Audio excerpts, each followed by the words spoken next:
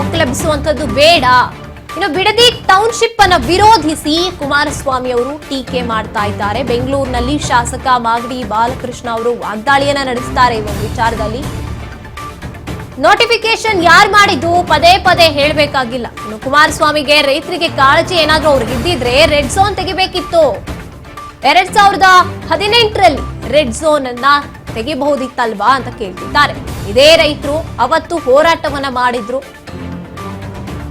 ಯೋಜನೆ ಡ್ರಾಪ್ ಮಾಡಬೇಕು ಅಂತ ಮನವಿಯನ್ನ ಕೂಡ ರೈತರು ಮಾಡ್ಕೊಂಡಿದ್ರು. ಇನ್ನು ಇದು ನನ್ನ ಕನಸಿನ ಕೂಸು ಅಂತ ಕುಮಾರಸ್ವಾಮಿ ಅವರು ಆ ಸಂದರ್ಭದಲ್ಲಿ ಹೇಳ್ತಾ ಇದ್ರು. ಸಮಯಕ್ಕೆ ತಕ್ಕಂತೆ ಮಾತನಾಡೋದು ಇದನ್ನ ಕುಮಾರಸ್ವಾಮಿ ಅವರು ಬಿಡಬೇಕು ಅಂತಿದ್ದಾರೆ. ಬಾಲಕೃಷ್ಣ ವಾಗ್ದಾಳಿಯನ್ನ ನಡೆಸ್ತಾ ಇರುವಂತದ್ದು ಬೆಂಗಳೂರಿನಲ್ಲಿ. ಈಗ ಇದು ನೋಟಿಫಿಕೇಶನ್ ಯಾರು ಮಾಡಿದ್ದು ಅಂತ ಪುನರಾವರ್ತನೆ ಮಾಡೋದ್ರಲ್ಲಿ ನಮಗೂ ಅದು ಅರ್ಥ ಬರೋದಿಲ್ಲ.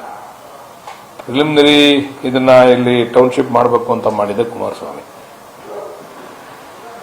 ಈಗ ಕುಮಾರಸ್ವಾಮಿ ಅವರು ನಿಜವಾಗ್ಲೂ ಕೂಡ ರೈತರಿಗೆ ಕಾಳಜಿ ಇದ್ದಿದ್ರೆ ರೆಡ್ ಝೋನ್ ಅನ್ನ ರಿಮೂವ್ ಮಾಡಬೇಕಾಗಿತ್ತು.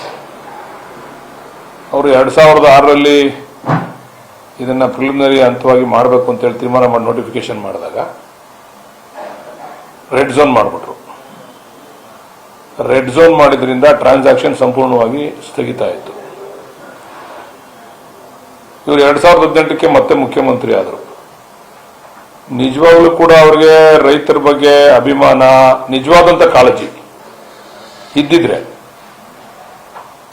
ಅವರು 2018ರಲ್ಲಿ ಇದೇ ರೈತರು, ಯಾರು ರೈತರು ಇವತ್ತು ರೈತರು ಹೋರಾಟ ಮಾಡ್ತಾ ಇದ್ದಾರೆ, ಇದೇ ರೈತರು ಕುಮಾರಸ್ವಾಮಿನ ಎಲ್ಲಿ ಹೋರಾಟ ನಡೀತಾ ಇದೆ ಅದೇ ಜಾಗದಲ್ಲೇ ನಿಲ್ಲಿಸಿ, ಬೈರಮಂಗಲ ಸರ್ಕಲ್ ಅಲ್ಲೇ ನಿಲ್ಲಿಸಿ ಇದನ್ನ ನೀವು ದಯಮಾಡಿ ಡ್ರಾಪ್ ಮಾಡಬೇಕು ಅಂದಾಗ ಅವಾಗ ಕುಮಾರಸ್ವಾಮಿ ಅವರು ಇಲ್ಲ, ಇದು ನನ್ನ ಕನಸಿನ ಕೂಸು, ಇದನ್ನ ಡ್ರಾಪ್ ಮಾಡೋಕ್ಕಾಗಲ್ಲ, ನಾನು ಮಾಡ್ತೀನಿ, ಆಯ್ತು ನೀವು ಕಾನೂನುಬದ್ಧವಾಗಿ ಏನು ನಿಮಗೆ ಪರಿಹಾರ ಕೊಡಬೇಕು ಅದನ್ನು ಕೊಡ್ತೀನಿ ಅಂತಕ್ಕಂಥ ಹೇಳಿರ್ತಕ್ಕಂಥ ಮಾತನ್ನ ನೀವು ಅವ್ರನ್ನೇ ಕೇಳಿ, ಕುಮಾರಸ್ವಾಮಿ ಅವರು ಸಮಯಕ್ಕೆ ಸಂದರ್ಭಕ್ಕೆ ತಕ್ಕಂತೆ ಮಾತಾಡೋದನ್ನ ಬಿಡಬೇಕು. ಅವರೊಬ್ರು ಲೀಡ್ರು, ಅವರು ಮಾಜಿ ಮುಖ್ಯಮಂತ್ರಿಗಳು.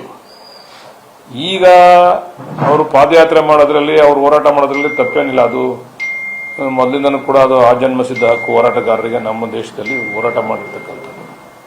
ಆದ್ರೆ ಯಾರು ಇದಕ್ಕೆ ಕಾರಣಕರ್ತರು, ಅವರು ಹೋರಾಟ ಮಾಡಿದ್ದು ಇದೊಂಥರ ಹಾಸ್ಯಾಸ್ಪದ. ಇದು ಯಾರು ಇದನ್ನ ಮಾಡಬೇಕು ಇಲ್ಲಿ ಟೌನ್ಶಿಪ್ ಅಂತೇಳಿ ಮಾಡದಂತ DLF ಇಂದ ಹಣ ಕಟ್ಸ್ಕೊಂಡವ್ರು ಯಾರು? DLF ಅವರು ಎಷ್ಟು ಹಣ ಕಟ್ಟಿದ್ರು? ಕುಮಾರಸ್ವಾಮಿ ಅವ್ರನ್ನ ಕೇಳಿ, ಎಷ್ಟು ಹಣ ಕಟ್ಟಿದ್ರು DLF ಅವರು? ಸುಮಾರು 400ರಿಂದ 500 ಕೋಟಿ ಅವತ್ತಿನ ಕಾಲದಲ್ಲಿ ದುಡ್ಡು ಕಟ್ಸ್ಕೊಂಡಿದ್ದೆ ಕುಮಾರಸ್ವಾಮಿ ಅವ್ರ ಕಾಲದಲ್ಲಿ. DLF ಪಾಪರಾಗೋಯ್ತು, ಇದನ್ನ ಮಾಡೋಕ್ಕಾಗಲ್ಲ, ನಮ್ಮ ಹತ್ರ ದುಡ್ಡಿಲ್ಲ, ಫರ್ದರ್ ಎಕ್ಸ್ಟೆನ್ಷನ್ ದುಡ್ಡಿಲ್ಲ ಅಂತೇಳಿ ಅದನ್ನ ದುಡ್ಡು ವಾಪಸ್ ಕೊಡಿ ಅಂತೇಳಿ ಪರಿಪರಿಯಾಗಿ ಬೇಡ್ಕೊಂಡು ಯಡಿಯೂರಪ್ಪನವ್ರ ಹತ್ರ, ಯಡಿಯೂರಪ್ಪನವ್ರು ಮುಖ್ಯಮಂತ್ರಿ ಆಗಿದ್ದಾಗ ವಾಪಸ್ ತಗೊಂಡೋದ್ರು. ಅವರು ನಮ್ಮ ಕೈಲಿ ಮಾಡಕ್ ಶಕ್ತಿ ಇಲ್ಲ, ಇದನ್ನ ಮಾಡಕ್ಕೆ ನಾವು ರೈತರಿಗೆ ದುಡ್ಡು ಕೊಡಕ್ಕೆ ನಮ್ಮ ಹತ್ರ ಶಕ್ತಿ ಇಲ್ಲ, ದುಡ್ಡು ವಾಪಸ್ ಕೊಡಿ ಅಂತ ತಗೊಂಡೋದ್ರು. ಯಡಿಯೂರಪ್ಪನವ್ರ ಕಾಲದಲ್ಲಿ ದುಡ್ಡು ವಾಪಸ್ ಕೊಟ್ಟಿದ್ದು. ಅದಾದ ನಂತರ ಪುನಃ ಕುಮಾರಸ್ವಾಮಿ ಅವರೇ ಮುಖ್ಯಮಂತ್ರಿ ಆದ್ರು 2018ರಲ್ವಾ, ಅವಾಗ ಡ್ರಾಪ್ ಮಾಡಬಹುದಾಗಿತ್ತಲ್ಲ. ಅವ್ರು ಏನ್ ಡ್ರಾಪ್ ಮಾಡೋದು ಬೇಡ.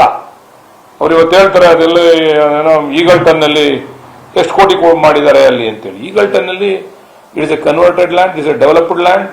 ಮತ್ತೆ ಅದು ಎಲ್ಲ ತೀರ್ಮಾನ ಆಗಿ ಈಗಲ್ಟನ್ ಅಲ್ಲಿ ಅವ್ರು ಯಾವ್ದ್ರ ಮೇಲೆ ತೀರ್ಮಾನ ಮಾಡಿದ್ರು ಅಂತಂದ್ರೆ, ಈಗಲ್ಟನ್ ಅಲ್ಲಿ ಅವ್ರು ಯಾವ ರೇಟ್ ನಲ್ಲಿ ಸೇಲ್ ಮಾಡ್ತಾ ಇದಾವಲ್ಲ, ಈಗಲ್ಟನ್ ಅಲ್ಲಿ ಅವರೇ ಸೇಲ್ ಮಾಡವ್ರೆ. ಎಷ್ಟು ರೇಟ್ ಸೇಲ್ ಮಾಡವ್ರೆ ಅನ್ನೋ ಮಾಹಿತಿ ತಗೊಂಡ್ರು, ಅವರು ರಿಜಿಸ್ಟರ್ ಆಗಿರೋ ಮಾಹಿತಿ ತಗೊಂಡ್ರು. ಈಗಲ್ಟನ್ ಬೇರೆ ಅಕ್ಕಪಕ್ಕ ಇರ್ತಕ್ಕಂಥ ಸೈಟ್ಗಳು ಅದಾಧಾರದ ಮೇಲೆ ತೀರ್ಮಾನ ಮಾಡಿದ್ರು.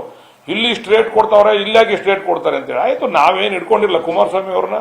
2018ರಲ್ಲಿ ಇದೇ ರೈತರು